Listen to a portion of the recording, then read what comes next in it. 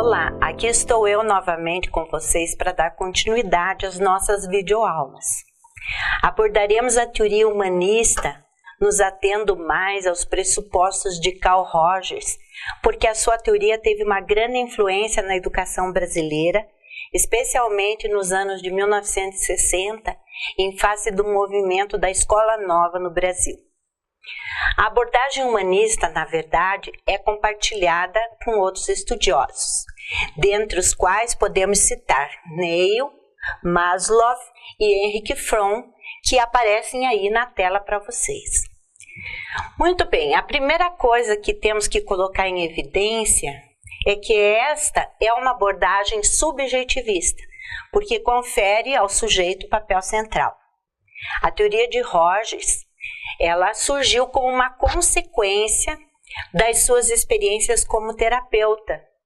E ele vai propor algumas práticas educativas que chamamos de não diretivas, como decorrência das suas vivências na clínica, na relação psicólogo e paciente.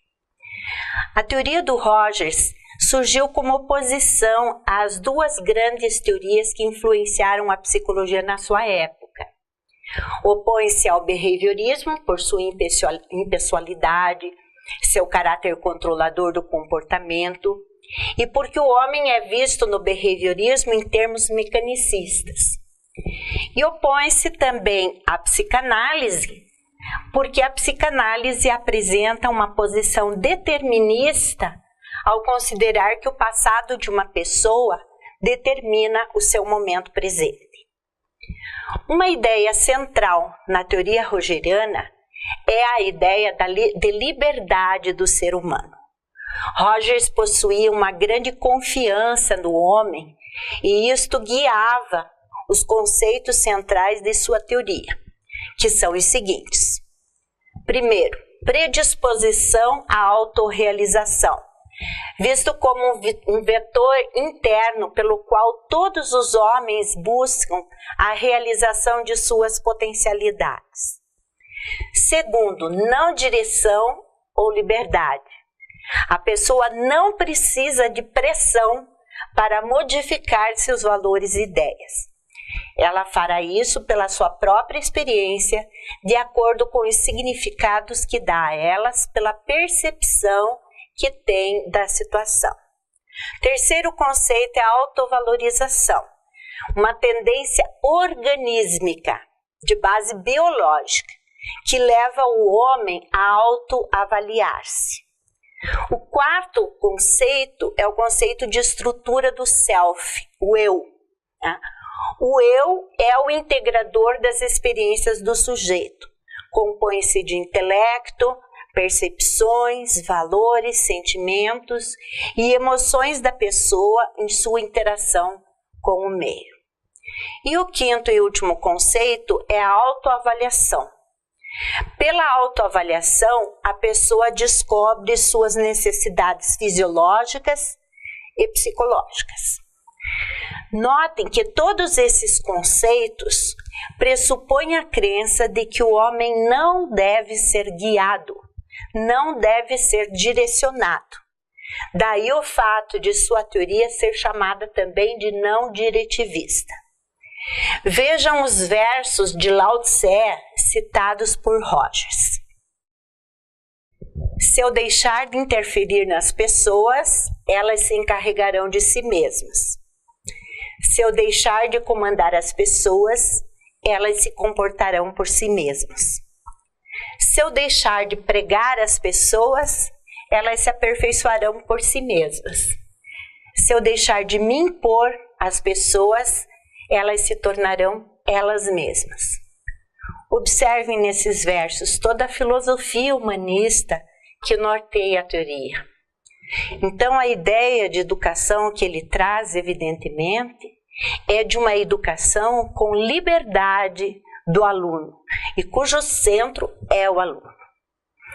Aliás, como eu já disse, isso nós podemos perceber, né? Porque durante o movimento da Escola Nova no Brasil, a teoria rogeriana ela foi uma das bases para a superação da pedagogia tradicional que tinha como eixo o professor, considerado o centro do processo educacional.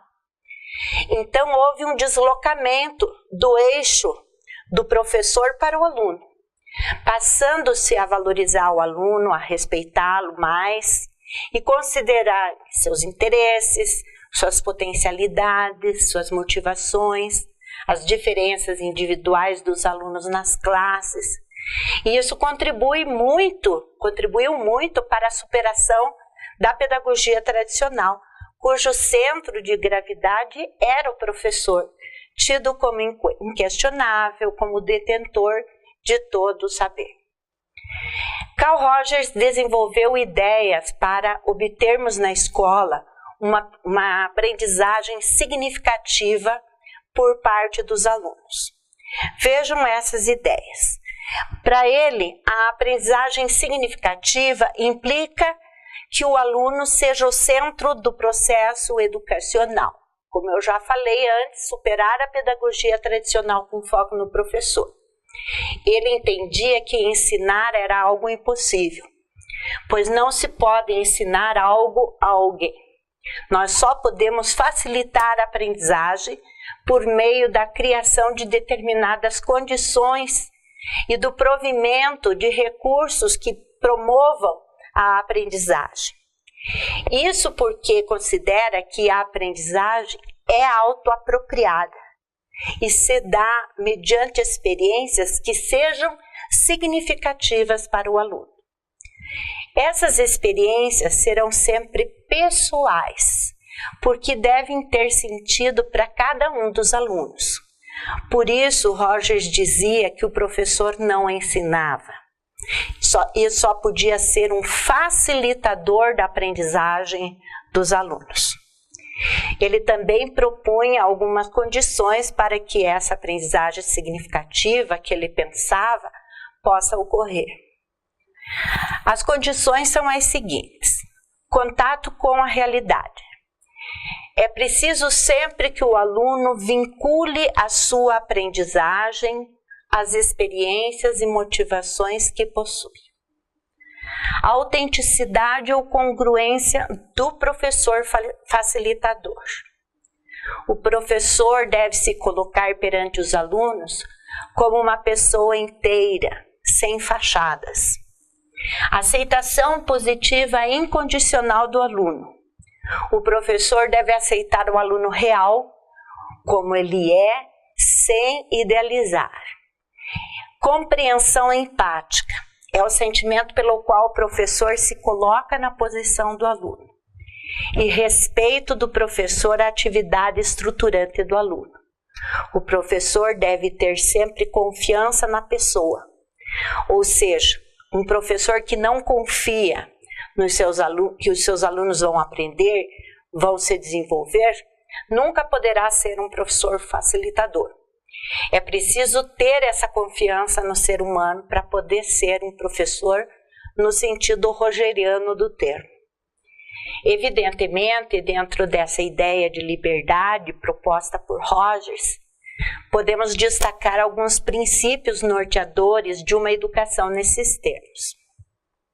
Vejam vocês, o professor apenas propõe ao aluno estruturas de trabalho em termos de métodos de estudo, esquemas cognitivos, orientações de trabalho. As propostas do professor são apresentadas aos alunos como falíveis. Portanto, esse professor não é o todo-poderoso no processo. Há a possibilidade do aluno aceitar, transformar, recusar estruturas indicadas pelo professor. E por fim, o professor vai ajudar o aluno a encontrar significado nas suas experiências. Esses aspectos são muito importantes para uma educação rogeriana. Também é evidente que algumas técnicas ou métodos se adaptam melhor a essa abordagem. Rogers sugere a utilização de certas metodologias e recursos pelo professor. Então vamos lá. O uso de contratos pedagógicos. A autoavaliação pelos próprios alunos. pequenos grupos para o desenvolvimento de atividades, formação de grupos facilitadores, organização periódica de sessões de estudo, autonomia, cooperação, presidente, relator, ou seja, os grupos funcionam num determinado período de tempo. Espírito de pesquisa, simulação de sistemas sociais, instrução programada e jogos humanistas e treinamentos de sensibilidade. Então, essas são técnicas não diretivas que Rogers sugeria como parte da sua educação não diretiva. Por outro lado, ele também condenava e dizia claramente que algumas coisas um professor não devia fazer. Métodos esses que o professor não empregaria, né? Desse rol fazem parte as tarefas para casa, as aulas expositivas sem solicitação espontânea dos alunos, as avaliações ou críticas não desejadas, as provas obrigatórias e a responsabilidade do professor pela nota. Vejam o quanto isso é coerente com a ideia de liberdade do aluno que ele pregava. Por causa disso, ele recebeu muitas críticas, mas também devemos ver, né, em sua teoria, os méritos que ela tem. Notem vocês que Rogers foi muito importante por ter colocado em questão a dominação, o autoritarismo dos professores que imperava, sem dúvida alguma, em sua época. Então, ele contribuiu muito para questionar a pedagogia tradicional e propor que a escola seja um ambiente mais democrático para os alunos. Por outro lado, ao entender que o professor facilitador e os métodos que utiliza são responsáveis pela aprendizagem do aluno, no caso de fracasso na aprendizagem, cabe também ao professor e seus métodos a responsabilidade do processo. Com isso, o professor passa a ser culpado pelos males educacionais. A ideia de facilitador para caracterizar o professor e o centro colocado todo em torno do aluno rendeu muitas críticas a Rogers, em face de colocar o professor num papel secundário. Outra crítica deve-se à inconsistência da sua abordagem histórica e social, porque o Rogers ignorou que o contexto social e histórico em que vive uma pessoa tem consequências para o seu desenvolvimento. Então, a análise de Rogers é descolada da realidade em que a pessoa vive. Para Rogers, toda pessoa está capacitada a resolver os seus problemas se tiver vontade, se estiver aberta a novas experiências. Costumo dizer que o sujeito rogeriano é igual a um homem de uma história que acreditava muito em si e caiu num pântano com o seu cavalo. Esse homem acreditava que a vontade de vencer os obstáculos é que levaria ao sucesso de uma empreitada.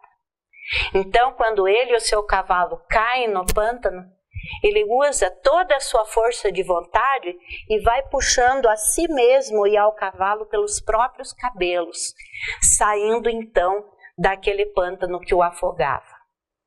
Na verdade, esse homem não existe, na realidade, mas é o protótipo do sujeito rogeriano. Por essa razão, Rogers recebeu muitas críticas na área da educação. Contudo, apesar das críticas, o seu principal mérito foi colocar no centro quem de fato deveria estar no centro do processo educacional, o aluno. Essa visão, sem dúvida, nos faz refletir muito sobre as práticas educativas autoritárias que ainda hoje subsistem na escola. Terminamos aqui essa sessão e também a unidade 2. Faça a leitura atenta sobre as contribuições da teoria humanista de Rogers e procure refletir sobre os seus ensinamentos.